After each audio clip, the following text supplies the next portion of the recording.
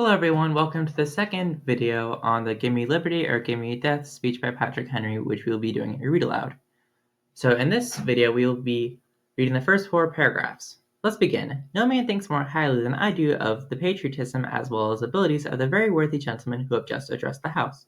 But different men often see the same subject in different lights, and therefore I hope it will not be disrespectful to those gentlemen if entertaining as I do, opinions of a character very opposite to theirs. I shall speak forth my sentiments freely and without reserve. This is no time for ceremony. Let's stop right there. That is a thinking strategy which I'd like you to focus on as we read the speech. As thinking strategies help you understand text as a whole. So, this is no time for ceremony means that this is no time to delay, as they need to figure out a way to gain liberty from Britain as a whole. Patrick Henry is trying to say that they are in a rush right now. The questing before the House is one of awful moment to this country. For my own part, I consider it as nothing less than a question of freedom or slavery, and in proportion to the magnitude of the subject ought to be the freedom of this debate.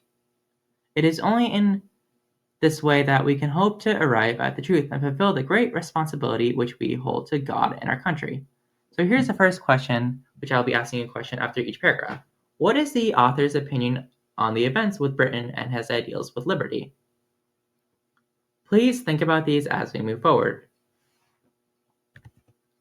So here's paragraph 2. Should I keep back my opinions at such a time through fear of giving offense, I should consider myself as guilty of treason towards my king, and of an act of disloyalty toward the majesty of heaven, which I revere above all earthly kings. Mr. President, it is natural to man to indulge in the illusions of hope. We are apt to shut our eyes against the painful truth, and listen to the song of the siren till she transforms us into beasts. This part of wise men engaged in a great and arduous struggle for liberty? Let's stop right there. So arduous means hard to accomplish or achieve. So the reason I highlighted this word is I want you to look at 4 different vocabulary words, as it is important to understanding, as it helps you understand how he felt and how he persuaded Congress as a whole to fight for liberty. Are we disposed to be of the number of those who, having eyes see not, having ears hear not? The things which so nearly concern the temporal salvation. For my part, whatever anguish of spirit it may cost, I am willing to know the whole truth, to know the worst, and to provide for it. So here's a self-monitoring question. Do you understand the meaning of the last sentence? Please think about this. Patrick Henry wants to know the full truth, even if it is bad. That's what that means. So on to paragraph 3. I have but one lamp by which my feet are guided, and this is the lamp of experience. I know of no way of judging of the future but by the past. And judging by the past, I wish to know what there have been in the conduct of the British ministry for the last 10 years to justify those hopes with which gentlemen have been pleased to solace themselves in the House. It is that insidious smile with which our petition has been lately received. So insidious means having a gradual and cumulative effect. Trust it not, sir, it will prove a snare to your feet.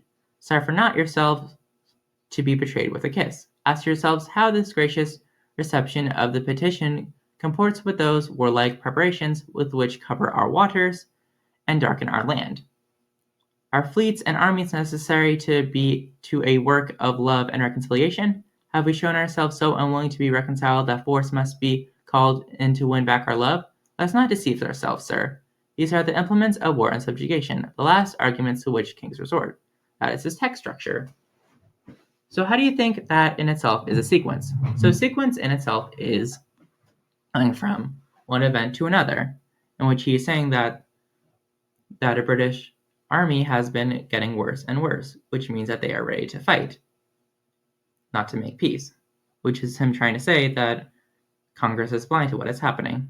I ask, gentlemen, sir, what means this martial array, if it purpose to be not force us to submission? So here's another question. What is the author trying to say by bringing up Britain's past with its colonies? So here's the 4th paragraph and the final one for this video. Can gentlemen assign any other possible motive for it?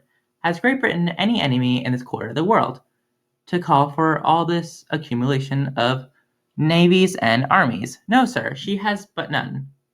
They are meant for us. They can be meant for no other. They are sent over to bind and rivet upon us those chains which the British ministry have been so long forging? And what have we to oppose them? Shall we try argument? Sir, we have been trying that for the last 10 years. Let's interpret that. How does the author's statement also correlate to the divine right of many Americans, as many wanted to keep going west? In which he is trying to say that it is America's duty to fight back, as no one else will. Have we anything new to offer upon the subject? Nothing. We have held the subject up in every light of which it is capable, but it is all been in vain. Shall we resort to entreaty and humble supplication? What terms shall we find which have not been already exhausted? Let us know, I beseech you, sir. Deceive ourselves. How does this paragraph also correlate to the author's feelings that Congress is blind to what is happening? Please think about that. All right. So here is the first 4 paragraphs as we have recently read. The next video we will be discussing the final 4 paragraphs. Thank you.